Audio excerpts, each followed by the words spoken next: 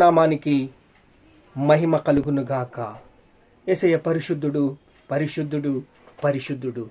మనల్ని కూడా పరిశుద్ధులుగా చేయాలని ఆశపడుతున్నాడు. ఆయన సామర్థ్యం ఇచ్చాడు, బలపరిచాడు. ఇక్కడ ఎఫెసీయులకు రాసిన పత్రిక 6వ అధ్యాయము 11వ వచనము చదివితే, దేవుడు మనకి కొన్ని ఆయుధాలు ఇచ్చాడు. ఆయుధాల ద్వారాగా మనము బలపడుతున్నాం.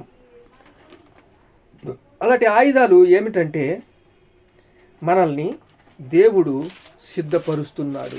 యుద్ధములో అద్భుతములు చేయడానికి ఆయన చూడండి, తుదుకు ప్రభు యొక్క మహాశక్తిని ఆయన యందు బలవంతులై ఉండండి. మీరు అపవాది తంత్రములు ఎదురించుటకు శక్తిమంతులకు దేవుడిచ్చు సర్వాంగ కవచమును ధరించుకోండి. సర్వాంగ కవచాన్ని ధరించుకోమని దేవుడు చెప్తున్నాడు. ఎందుకంటే యుద్ధము చేసినప్పుడు యుద్ధము ఎలా జరుగుతుంది? పాత నిబంధన గ్రంథములో యుద్ధం చేసుకుంటే మనుషులు చనిపోయేవారు. ఇప్పుడు కంటికి కనపడిన వారితో యుద్ధము చేయాలి, ఆత్మీయ యుద్ధము. మనం తరచుగా శత్రువులు ఎక్కడ ఎదుర్కొంటాము అంటే, మన కుటుంబంలోని, ఆఫీస్లోని, వ్యాపారం చేసే కాడ, వ్యవసాయం నీళ్ళు కట్టే కాడ. నీళ్ళు సమృద్ధిగా ఉంటేనే కదండి పొలం పండేదే. శోధన సహించువాడు ధన్యుడు. శోధనను ఎదుర్కోవాలంటే సహించాలి, ఓర్పు కావాలి, సహనము కావాలి. యుద్ధము జరుగుతుంది, మన పగవాడు మన మీద పడిపోతున్నాడు, అటాక్ చేస్తున్నాడు, యుద్ధం చేస్తున్నాడు. ఆడు మాటలతో యుద్ధం చేస్తున్నాడు, చేతుల ద్వారా ఆ యుద్ధం చేస్తున్నాడు. మనము భరించలేకపోతున్నాము. అది ఎలాగ సాధ్యము? ఎలాగ తట్టుకోవాలి? మౌనంగా ఎలా ఉండాలి? ఓర్పుతో ఎలా ఉండాలి? నోటిని ఎలాగ కంట్రోల్ చేసుకోవాలి? మాటలతో దాడి చేసినప్పుడు ఎలా కంట్రోల్ చేసుకోవాలి?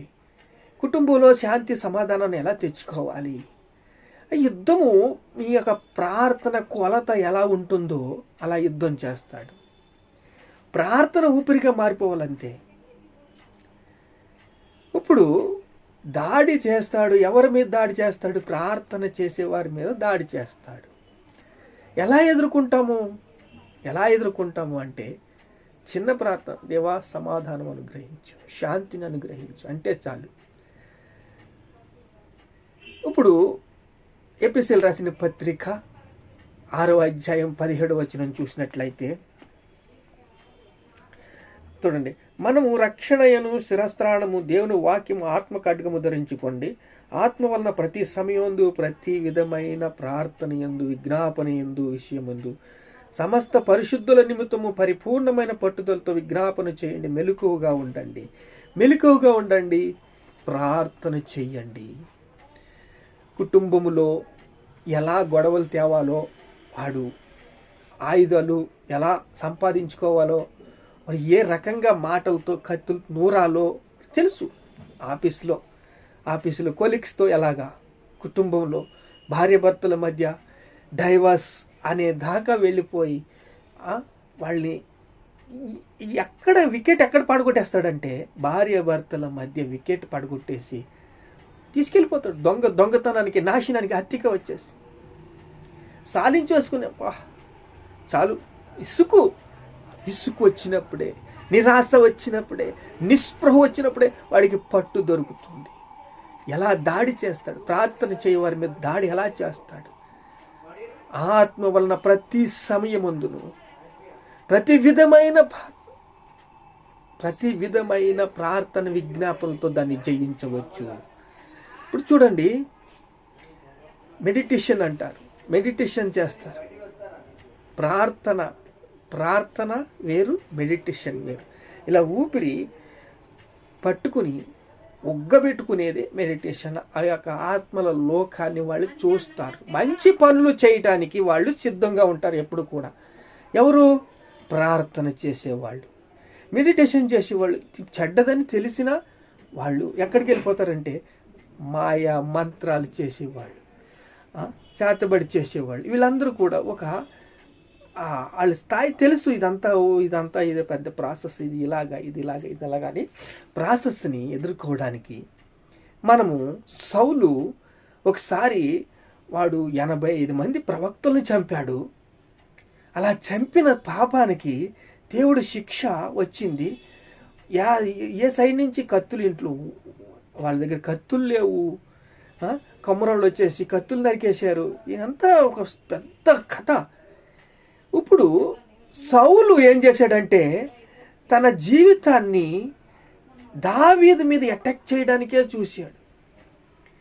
ఇలా అటాక్ చేసినప్పుడు దావీదు తన పని తాను చేసుకుంటూ వెళ్ళాడు.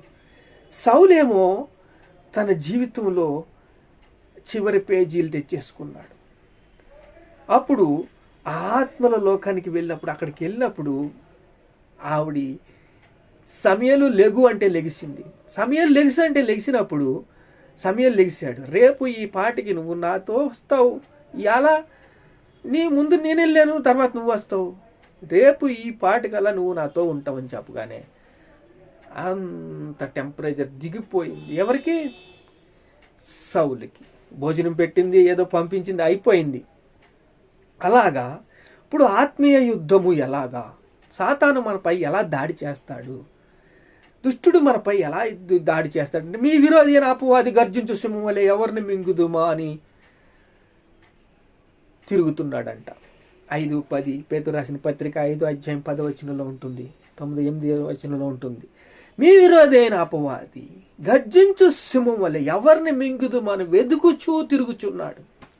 యుద్ధము చేసినప్పుడు ఎలా యుద్ధం జరుగుతుంది, అపవిత్రాత్మలు ఎలా యుద్ధం చేస్తాయి, ఊహలు తలంపులు పాడు చేస్తాయి. ఊహలు తలంపులు పాడు చేస్తాయి. ఆ పట్టణం పట్టుకోవాలంటే ఆ పట్టణం ఏ రకంగా పట్టుకోవాలా, ఊహలు తలంపులు. ఆ యొక్క పట్టణం అంటే ఏమిటి, ఆ యొక్క డ్రగ్స్కి సంబంధించిన పట్టణం అనుకోండి. డ్రగ్స్ విషయంలో యవ్వనస్తులు ఎలా చెడిపోతున్నారు, ఏ రకంగా చెడిపోతున్నారు. వ్యభిచారము చేసేవాళ్ళు ఎలా వ్యభిచారము పేటరేగిపోతున్నారు. భార్యాభర్తలు మధ్య సఖ్యత లేదు, సమాధానము లేదు, శాంతి లేదు, అక్క చెల్లెల మధ్య శాంతి లేదు, అన్నదమ్ముల మధ్య శాంతి లేదు. ఇష్టానుసారంగా యుద్ధాలు చేసి విసుగు పుట్టించే తత్వము అపవాది. ఇప్పుడు విసుగు ఎలా పుడుతుంది, నిరాశ ఎలా వస్తుంది, వీటి మధ్య శోధన సహించువాడు ధన్యుడు, ఓర్పు కావాలి, సహనము కావాలి. ఇప్పుడు మనము చూద్దాం. 18 చూసినట్లయితే చూడండి, 16 చూసినట్లయితే ఎపిసిల్ రాసిన పత్రిక 6:16 ఇవన్నీ కాక విశ్వాసం అనే డాల్ను పట్టుకోండి, విశ్వాసాన్ని గట్టిగా పట్టుకోండి. మీరు దుష్టుని అగ్ని బాణములు ఆర్పుటకు శక్తిమంతులాగుటకు, దుష్టుని అగ్ని బాణములు ఆర్పుటకు శక్తిమంతులాగుటకు ఆత్మ వలన ప్రతి విధమైన సమయం ప్రార్థన చెయ్యాలి. మీ రక్షణని శిరస్త్రాణము పట్టుకోవాలి, సర్వాంగ కవచాన్ని ధరించుకోవాలి. ఇవన్నీ కూడా ఆటోమేటిక్గా రావు. వీటికి ఏం చేయాలంటే ప్రార్థన, చిన్న చిన్న ప్రార్థనలు, విజ్ఞాపనలు మిమ్మల్ని కాపాడుతాయి. చిన్న ప్రార్థనే కాపాడుతుంది, ప్రతి ప్రార్థనకు జవాబిస్తాడు, సమయానుసారంగా జవాబు. 15 సంవత్సరాల దాకా జవాబు రాదు, 10 సంవత్సరాలు జవాబు రాదు, క్షణంలో జవాబు వస్తుంది. అది ఓర్పు, సహనము. శోధన సహించువాడు ధన్యుడు. ఆత్మ వలన ప్రతి విషయముందు ప్రతి విధమైన విజ్ఞాపనలు చేస్తే దానికి జవాబు వస్తుంది. ఎలా దాడి చేస్తాడు అపవాది, సాతాను ప్రార్థనపై ఎలా దాడి చేస్తాడు చూసాం కదా. పొలంలో, ఆఫీసులో, ఇంట్లో, ఉద్యోగంలో, వ్యాపారంలో, ప్రతి విషయంలో కూడా మనుషుల్ని అటాక్ చేసుకుని యుద్ధం చేస్తాడు. అలా యుద్ధం చేసినప్పుడు నిరాశ వచ్చేసి, నిస్పృహ వచ్చేసి, అబ్బా మనం తట్టుకోలేకపోతున్నామని ఊహలు కల్పనలతో యుద్ధం చేస్తాడు. అపవిత్రాత్మ తలంపులతో యుద్ధం చేస్తాడు. అన్నదమ్ముల మధ్య యుద్ధం చేస్తాడు. అక్క చెల్లెల మధ్య యుద్ధం చేస్తాడు. సాతాను సేవించేవారు కూడా ఆత్మలోకాన్ని చూడగలరు. సౌలు గురించి మనం విన్నాం. మీ విరోధైన అపవాది గర్జించు సింహం వలె ఎవరిని మింగుదమా అని తిరుగుచున్నాడు. ఇది ప్రభు గురించి, ఆయన పరిశుద్ధ దూతల గురించి మనము చూడాలి. పరిశుద్ధ దూతలు ఆత్మ ప్రేరణ వల్ల వచ్చి మనకి సహాయము చేస్తారు. ఇది ఎలాగా? ఇది ప్రార్థన విజ్ఞాపన. ప్రతి సమయమందును అసమయమందును ప్రార్థన విజ్ఞాపన చేసినప్పుడల్లా మీరు బలపడతారు. మీకు సహాయం అందుతుంది. దూతల వల్ల సహాయం అందుతుంది. దర్శనాల వల్ల మీకు సహాయము అందుతుంది. దానికి లోబడాలి, విధేయత చూపించాలి. విధేయత చూపించి తగ్గించుకుని ప్రేరణ కలిగి ఆత్మ ప్రేరణలో ఉండి ప్రార్థన విజ్ఞాపన సహాయంతో ముందుకు వెళ్ళాలి. నిరాశ నిస్పృహలు వాటిని తట్టుకుని ఇక అవమానాలు, నిందలు, నిరాశ, నిస్పృహ, ఇసుకొచ్చేసినప్పుడు అన్నిటికీ శాంతి. దేవానికి స్తోత్రం. అంతే ప్రార్థన అంటే. అయ్యా కాపాడయ్యా, రక్షించయ్యా, తట్టుకోలేకపోతున్నాను. శాంతిని హృదయంలో ఎప్పుడైతే నీ శాంతి నెలకొంటుందో నువ్వు బలపడతావు, బలం వస్తుంది. ప్రభువు గురించి, తన పరిశుద్ధ దూతల గురించి నువ్వు తెలుసుకుంటే, ప్రభువుని ప్రార్థన చేయటం, విజ్ఞాపన చేయటం నీ నేర్చుకుంటే, అది ప్రేరేపణ, ఆత్మ ప్రేరేపణ వల్ల నువ్వు బలపడతావు, స్థిరపడతావు, సిద్ధపడతావు. శోధన సహించువాడు ధన్యుడు. శోధన సహిస్తే నువ్వు ధన్యుడు, నీకు ధన్యత వస్తుంది. ప్రార్థన విజ్ఞాపన ఆత్మ వల్ల ప్రతి సమయం యందు, ప్రతి విధమైన ప్రార్థన యందు, విజ్ఞాపన యందు నీవు ఎదుర్కొంటావు, శక్తి పొందుకుంటావు. అన్ని విషయంలో నీకు ప్రార్థనలో శక్తి ఉంది. ప్రార్థనలో శక్తి ఉంది, నిన్ను బలపరుస్తుంది, స్థిరపరుస్తుంది, సిద్ధపరుస్తుంది. ప్రార్థన చేసుకుందాం. అయ్యా స్తోత్రాలు తండ్రి, స్తోత్రాలు నాయన. 6వ అధ్యాయం 10వ వచనం ద్వారా తండ్రి మాతో మాట్లాడే తండ్రి, మమ్మల్ని బలపరిచే తండ్రి, స్థిరపరిచే తండ్రి, సిద్ధపరిచే తండ్రి. మీకే స్తోత్రాలు, స్తోత్రాలు. పరిశుద్ధాత్మదేవ స్తోత్రాలు. అయ్యా అన్ని విషయంలో తండ్రి నెమ్మదినిచ్చి, సమాధానం ఇచ్చి, శాంతినిచ్చి, అయ్యా తండ్రి వాడు చేస్తున్న అపవాది తంత్రాలు గలిబిలేని తండ్రి తట్టుకుని కృపను కనికరాన్ని ఇచ్చి మనం జ్ఞాపకం చేసుకున్నందుకు స్తోత్రాలు, స్తోత్రాలు, స్తోత్రాలు. ఘనత, మహిమ, ప్రభావాలు నీకే చెల్లిస్తున్నాం తండ్రి. ఆమేన్, ఆమేన్.